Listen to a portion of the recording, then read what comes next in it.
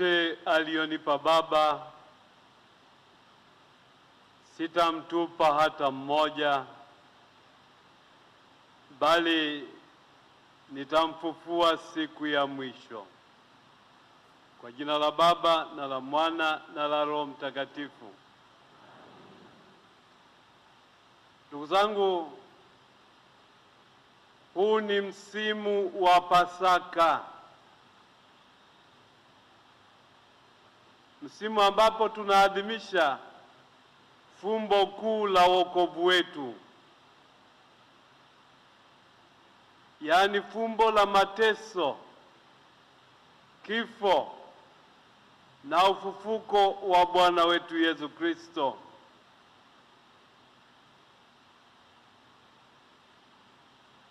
Hilo ndilo fumbo la wokovu wetu ambalo ni zawadi ya upendo wa Mungu na huruma yake kwetu sisi. Kwani pamoja na kutuumba, Mungu ambaye ni Baba wa huruma amependa pia kutuzawadia mkombozi. Nasi tuliokusanyika hapa leo tunaadhimisha hilo fumbo la mateso, kifo na ufufuko wa Kristo, na tunaliadhimisha kama fumbo ambalo sisi wenyewe tumesimikwa. Tulipobatizwa tulikufa pamoja na Kristo, tukafufuka pamoja na Kristo, tukawa viumbe wapya.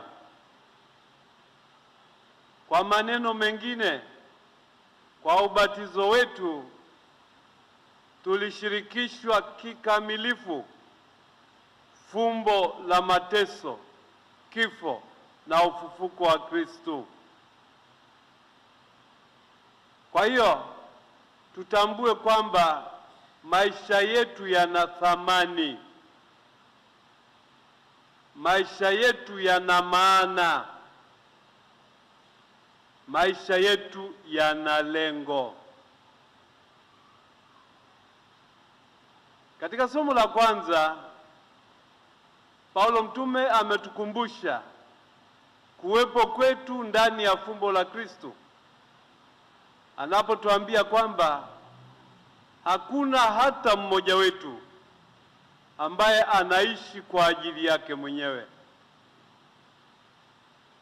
Ametufundisha kwamba kama tukiishi kwa kuwa tumebatizwa, tunamwishia Kristo, na kama tukifa kwa kuwa tumebatizwa, tunamwishia Kristo. Sasa ndugu zangu, sisi tunaoamini fumbo la mateso, kifo na ufufuko wa Kristo, leo tumekusanyika hapa kuadhimisha fumbo hilo kwa imani kuu, imani inayotufanya tupende kumsindikiza mzee wetu Anania Wigira siku hii ambapo ni ya mazishi yake. Bila shaka wote tunatambua kwamba kusindikiza huku kunabeba majonzi. Kunabeba majonzi kwa sababu tumepatwa na msiba. Lakini tusiishie tu kwenye msiba na majonzi. Kwa nguvu ya imani yetu tukabili pia msiba huu kwa matumaini. Tunaamini na kutumaini kwamba Mzee Wigira ambaye alibatizwa akashirikishwa matunda ya wokovu, atashinda pamoja na Kristo. Na tunapomsindikiza, na waalika tumshukuru Mungu kwa mengi. Kwanza tumshukuru kwa kuwa alipenda kumzaidia zawadi ya uhai. Pili, akamzawadia zawadi ya imani katika Kristo. Tatu, akamjalia kuwa mshiriki katika kanisa lililo mwili wa Kristo, na ndani ya kanisa hilo akazawadiwa wito wa kuwa baba wa familia.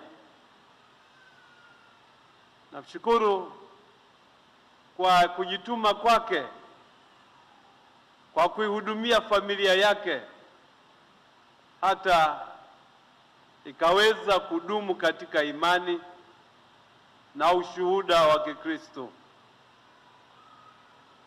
Namshukuru Mungu kwa kuwa alimjalia uwezo na vipaji vya kutenda kazi. Tukitazama kwenye jeneza lake, tunaona vimewekwa vitendea kazi, vyombo alivyovitumia kutunza familia yake.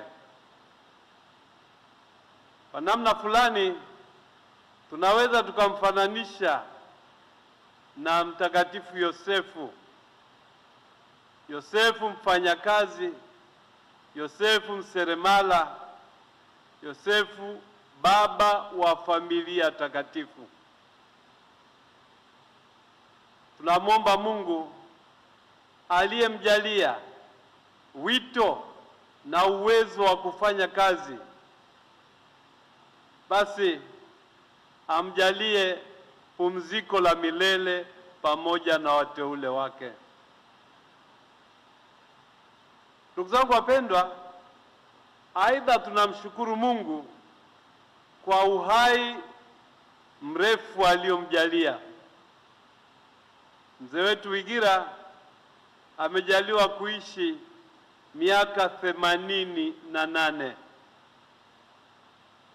Mzaburi huwa anasema hivi: jumla ya miaka yetu ni 70, lakini tukiwa na bahati ya kuwa na afya njema basi 80. Lakini hiyo 80 sio bure, ina changamoto zake, ina changamoto na taabu,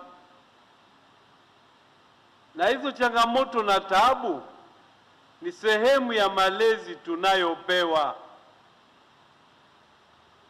malezi yanayolenga kutufanya tujitokeze zaidi kama watoto na watumishi wa Mungu.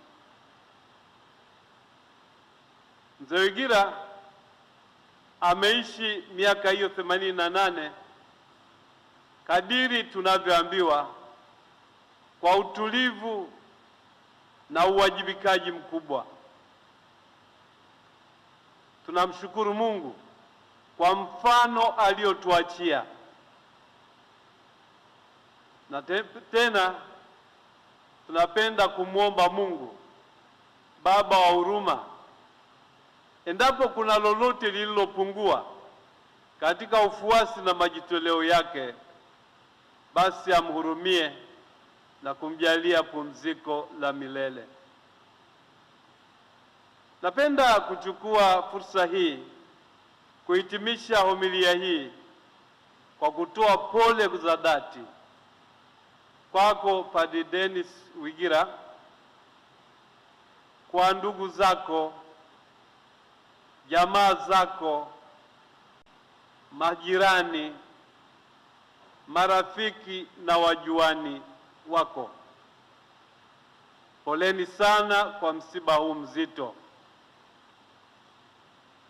Ninawaalika na kuwaasa tena muupokee huu msiba sio kwa majonzi na kukata tamaa, bali kwa imani na tumaini, kwa kuwa Mungu wetu ni Baba wa huruma.